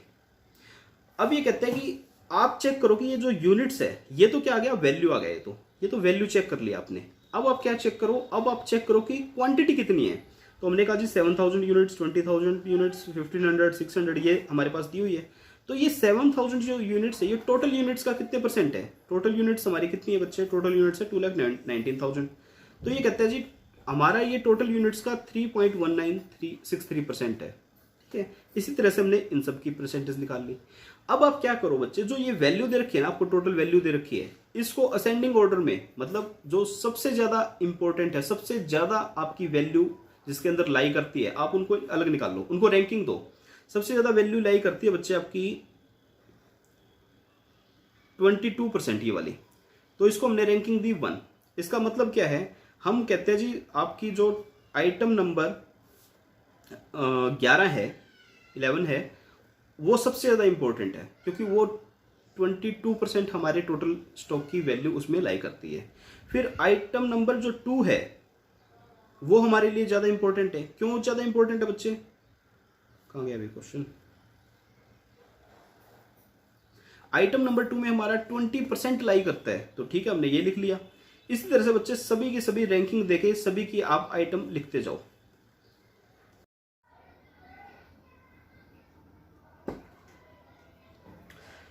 हाँ जी बच्चे, आपका ये 2,19,000 टोटल यूनिट्स थी। अब ये देखिए ऊपर, ये है आपकी टोटल यूनिट्स। तो आप क्या करेंगे, आप यूनिट्स का परसेंटेज निकालेंगे और वैल्यू का परसेंटेज निकालेंगे। लेकिन जो आपको रैंकिंग देनी है बच्चे वो वैल्यू के अकॉर्डिंग देनी है, क्योंकि हम क्या कर रहे हैं, हम ज्यादा वैल्यू वाली गुड्स को ए कैटेगरी में लेके जाएंगे, कम वैल्यू वाली गुड्स को बी में और उससे कम वाली को सी में। तो सबसे पहले आप क्या कीजिए, वैल्यू के अकॉर्डिंग इनको रैंक्स दीजिए और इस तरह से लिख लीजिएगा। ठीक है, उसके बाद आपने क्या किया, आपने देखा कि जो 33% हमारी यूनिट्स है उनकी वैल्यू कितने बच्चे, नियरली 60%। उसके बाद जिनकी जो हमारी 24% वैल्यूज हैं उनकी वैल्यू कितनी है, 26%। और 42% जो हमारी इन्वेंट्री है, जो क्वांटिटी है, उसकी वैल्यू है बच्चे 13%। तो आप देख सकते हो, लो quantity high value, moderate quantity moderate value, high quantity low value. ABC apply हो सकता है। एबीसी यही तो कहता है कि आपकी ज्यादा क्वांटिटी कहाँ लाई कर रही है, ज्यादा क्वांटिटी लाई कर रही है लो वैल्यू में, तो आप इस पोर्शन पे बच्चे कम से कम कंट्रोल लगाएंगे। ऐसे क्वेश्चन बच्चे एग्जाम में बहुत रेयर देखने को मिलते हैं, लेकिन ये नहीं कह सकते कि आएंगे ही नहीं, आ सकते हैं, एक दो बार हो सकता है आए भी हूँ, मैंने तो भी शायद देखा नहीं है, मेरे को किसी पेपर में दिखा नहीं। लेकिन इनको छोड़िएगा मत, बिल्कुल आसान होते हैं। मैं आपको ये क्वेश्चन तो पूरा नहीं करवा रहा क्योंकि एक तो इसका आंसर दिया हुआ है तो कोई ज़्यादा मतलब इतना फ्रूटफुल रहेगा नहीं, दूसरा इसमें कुछ इतना टेक्निकल है भी नहीं, और ये क्वेश्चन मतलब मैं कहूँ कि same to same question exam में आएगा तो थोड़ा सा चांस भी कम है। लेकिन मेरे पास कुछ और क्वेश्चन हैं जो 5 मार्क्स में आ सकते हैं और आपके एबीसी एनालिसिस पे हैं, वो क्वेश्चन मैं आपको डेफिनेटली अपने हाथ से करवाऊंगा। तो कुछ बातें आती है, पहले हम थ्योरेटिकल अपना कंसेप्ट कंप्लीट कर लेते हैं बच्चे, उसके बाद हमने प्रैक्टिकल क्वेश्चंस ही करने हैं। एक एक क्लास में 10-10 क्वेश्चन हम लगभग करेंगे और 2 से 3 क्लासेस करेंगे, सारे क्वेश्चंस हम अच्छे से डील करेंगे। अभी फिलहाल हमारा थ्योरेटिकल और कंसेप्चुअल जो फ्रेमवर्क है एक बार वो कंप्लीट हो जाए। तो एबीसी की एडवांटेज क्या है बच्चे, कंटिन्यूटी इन प्रोडक्शन, मतलब आप जो एसेंशियल आइटम्स है, जो इंपॉर्टेंट आइटम्स हैं, उनका स्टॉक कभी भी कम नहीं होने देंगे, कभी जीरो नहीं होने देंगे, तो आपका प्रोडक्शन ऑलवेज चलता रहेगा और कम से कम आपकी वेस्टेज होगी। तो इसमें क्या है, it ensure that without their being any danger of interruption of production for want of material और stores, minimum investment will be made in investment of stock और मटेरियल और स्टॉक टू बी कैरिड। तो आपकी minimum investment रहेगी stock में। कहते हैं जी लोअर कॉस्ट, लोअर कॉस्ट का मतलब क्या, जो आपकी हाई वैल्यू आइटम्स हैं उनको आप प्रॉपरली इकोनॉमिकली ऑर्डर करेंगे, इकोनॉमिकली कैरी करेंगे, स्टोरेज में कम से कम रखेंगे, तो आपकी कॉस्ट क्या होगी बच्चे, लो होगी। ये बात हम कर चुके हैं। लेस अटेंशन रिक्वायर्ड, अब जो चीज़ें बच्चे हमारी कम इंपॉर्टेंट है हम उनके ऊपर कम ध्यान देंगे। ये नहीं कहता कि बिल्कुल ध्यान नहीं देंगे, देंगे लेकिन कम ध्यान देंगे। एक तो बच्चे गोल्ड है और एक है आपका स्क्रैप, तो क्या एक इक्वल इंपॉर्टेंस है, इंपॉर्टेंस का डिफरेंस है ना। अगर इंपॉर्टेंस का डिफरेंस है बच्चे तो उनकी जो हम अटेंशन पे करेंगे उसमें भी डिफरेंस होना चाहिए। उसके बाद आता है जी सिस्टमैटिक वर्किंग होती है इसमें, तो नो डाउट सिस्टमैटिक तो वर्किंग होती है। सिंपल पॉइंट है यार, कुछ अलग से है नहीं। ये क्वेश्चन बच्चे आपका 5 मार्क्स में आ सकता है, ये इंपॉर्टेंट है। ऊपर वाला क्वेश्चन मुझे इतना इंपॉर्टेंट नहीं लगता, लेकिन ये क्वेश्चन आपका मोस्ट इंपॉर्टेंट है। देखिएगा इसमें क्या है, the factory uses 4000 varieties of inventory. एक फैक्ट्री है जो 4000 वेराइटीज यूज कर रही है इन्वेंट्री की। In term of inventory holding and inventory uses the following information is compiled. कहते हैं जी आपकी नंबर ऑफ इन्वेंट्री है 3875 और कहते हैं 96% क्या है वो टोटल आइटम्स का। अब ये 3875 हमारी कुछ आइटम्स हैं और कहते हैं वो 20% only percentage value of the inventory holding. कहते हैं जी वो 20% है हमारी ओनली और परसेंटेज ऑफ इन्वेंट्री यूजेस 5%, मतलब एंड प्रोडक्ट में आपकी ओनली 5% यूज होती हैं ये 3875 वेराइटीज। उसके बाद कहते हैं जी 110 इन्वेंट्री ऐसी है जो कि वैल्यू जिनकी है 30% और जो एंड प्रोडक्ट होता है उसमें ओनली 10% यूज होती है। उसके बाद कहते हैं 15 इन्वेंट्रीज हमारे पास ऐसी है जो कि इन्वेंट्री होल्डिंग कितनी है बच्चे उसकी 50%, इन्वेंट्री होल्डिंग 50%, वैल्यू इसकी कितनी है 50%। और कहते हैं जो आपका एंड प्रोडक्ट होता है उसमें 85% उन्हीं का कंटेंट होता है, percentage of inventory uses in the end product. तो बच्चे इंपॉर्टेंट कौन सी हुई, ये 3875 इंपॉर्टेंट हुई या ये जो नीचे वाली 15 है ये इंपॉर्टेंट हुई? देखो अगर ये 3875 में से कुछ इन्वेंट्रीज नहीं है तो देखो क्या होगा, हमारा प्रोडक्ट की थोड़ी सी क्वालिटी कम हो जाएगी। लेकिन जो नीचे वाली 15 है अगर ये ना हुई तो क्या प्रोडक्ट बन पाएगा? नहीं बन पाएगा, क्योंकि बच्चे 85% हमारी जो इन्वेंट्री जो एंड प्रोडक्ट में कंटेंट होता है वो इन 15 इन्वेंट्रीज का होता है। तो अब ये बताओ ज्यादा कंट्रोल किस पे रखोगे, इनके ऊपर रखोगे या इनके ऊपर रखोगे? 15 के ऊपर। 15 के ऊपर आप मैक्सिमम कंट्रोल रखोगे। आप देखोगे कि कितनी क्वांटिटी में खरीदने हैं, क्योंकि देखो बच्चे वैल्यू भी 50% है। मतलब अगर आप 100 रुपये का खर्चा कर रहे हो तो 50% आप इन 15 आइटम्स पे कर रहे हो ना, तो इन 15 आइटम्स पे आप मैक्सिमम कंट्रोल्स रखेंगे। आप पूरा इन्वेंट्री कंट्रोल के जितने भी मेजर्स आप लगा सकते हो इन 15 पे आप लगाओगे।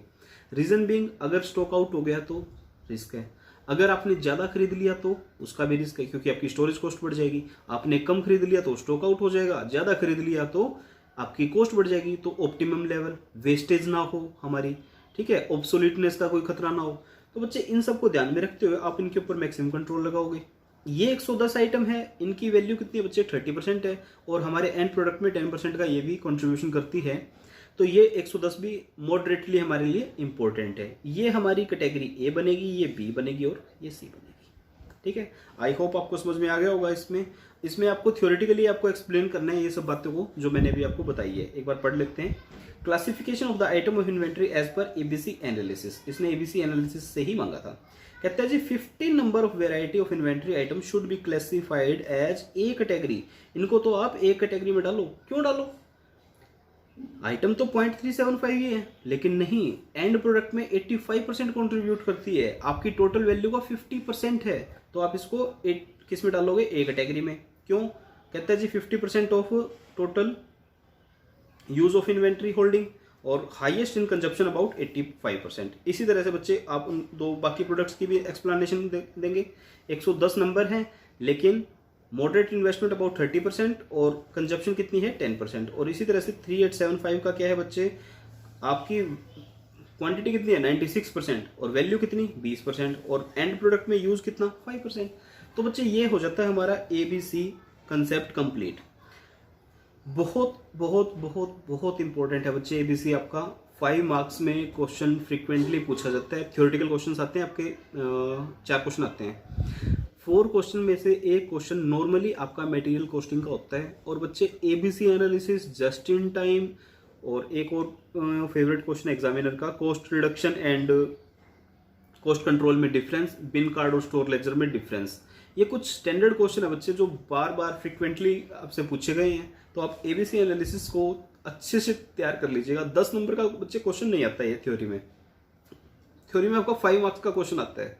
तो आप इस तरह से तैयार कीजिएगा कि आप 5 मार्क्स में लिख सकें कि ABC एनालिसिस होता क्या है, किस तरह से अप्लाई होता है और इसके एडवांटेजेस क्या है, डिसएडवांटेजेस क्या है। मतलब 5 मार्क्स में आप कितना लिख सकते हैं। 5 मार्क्स में मतलब आपको कितना लिखना चाहिए, आप उसके अकॉर्डिंग इस क्वेश्चन को तैयार कर लेना। 10 मार्क्स में नहीं आएगा। उसके बाद बच्चे ये फास्ट मूविंग, स्लो मूविंग वगैरह आते हैं, ये अपन नेक्स्ट क्लास पे कवर कर लेंगे क्योंकि आज की क्लास अदरवाइज ज़्यादा बड़ी हो जाएगी। चैप्टर 1 की क्लासेस बच्चे मैं 1.5 आवर से ज़्यादा बड़ी नहीं करूँगा। एक बार सेकंड जो चैप्टर होगा उसकी क्लासेस हम मतलब एक आवर की 2 क्लासेस मैं डेली अपलोड कर दूंगा आपको। तो इसकी रिवीजन करते रहिएगा बच्चे। अगर कोई भी दिक्कत आती है तो आपके पास मेरा व्हाट्सअप नंबर है, ईमेल आईडी है और टेलीग्राम चैनल से आपको मेरे नोट्स मिलते रहते हैं। कल भी मैंने एक आपके साथ कुछ क्वेश्चन बैंक शेयर किया था, मुझे कहीं से मिला था इंटरनेट पे वो, तो मैंने आप लोगों के साथ शेयर किया। उसमें भी कुछ अच्छे क्वेश्चन हैं। अदरवाइज वो क्वेश्चन बैंक में इजी क्वेश्चन ज़्यादा थे जब मैंने देखा। वो इजी क्वेश्चन आपकी प्रैक्टिस के लिए रहेगा बच्चे, ठीक है। आप सारे क्वेश्चन, रिवीजन का मैं आपको एक तरीका बताता हूँ। आप सारे क्वेश्चन कभी भी एक चैप्टर के एक साथ मत कीजिए। अगर आपके पास 50 क्वेश्चन हैं, आप जब मैं करवा रहा हूँ, मैंने आप ये चैप्टर कंप्लीट करवाया, आप उस चैप्टर के 25 to 30 क्वेश्चन ही कीजिए। 20 क्वेश्चन आप रखिए अपने पास। जब आपका चैप्टर 2 चल रहा हो तो आप क्या कीजिए, एक एक क्वेश्चन डेली मटेरियल का करते जाइए। आप लेबर का तो कर ही रहे हैं, मटेरियल का भी डेली एक एक क्वेश्चन, दो दो क्वेश्चन आप करते रहिए। इसी तरह से जब आपका लेबर कंप्लीट हो जाएगा तो आप ओवरहेड्स पे जाएंगे, तो आप डेली क्या कीजिए, एक एक दो दो क्वेश्चन लेबर के भी करते रहिए, मटेरियल के भी करते रहिए। इससे बच्चे आपकी रिवीजन बहुत अच्छी हो जाती है और एट द एंड आपको पूरा सिलेबस भी रिवाइज करने की जरूरत नहीं रहती, आपकी रिवीजन पहले से बहुत स्ट्रॉन्ग हो जाती है। तो फ्रेंड्स, मिलते हैं नेक्स्ट क्लास में। आप अपनी रिवीजन को स्ट्रॉन्ग रखिएगा। नेक्स्ट क्लास में जब आएँ तो एक बार इसे रिवाइज करके आइएगा। नेक्स्ट क्लास में ऑलमोस्ट हमारे थ्योरेटिकल कंसेप्ट कंप्लीट हो जाएंगे और हम मूव करेंगे प्रैक्टिकल क्वेश्चंस की तरफ। और प्रैक्टिकल क्वेश्चंस में नो डाउट आपको बहुत सारे नई चीज़ें सीखने को मिलेगी कि प्रैक्टिकल क्वेश्चंस में किस तरह की प्रॉब्लम्स आती हैं, सॉल्व करने में हमें क्या क्या दिक्कतें आती है, उन प्रॉब्लम्स को किस तरह से हम कर सकते हैं। So thank you very much friends, bye bye, take care.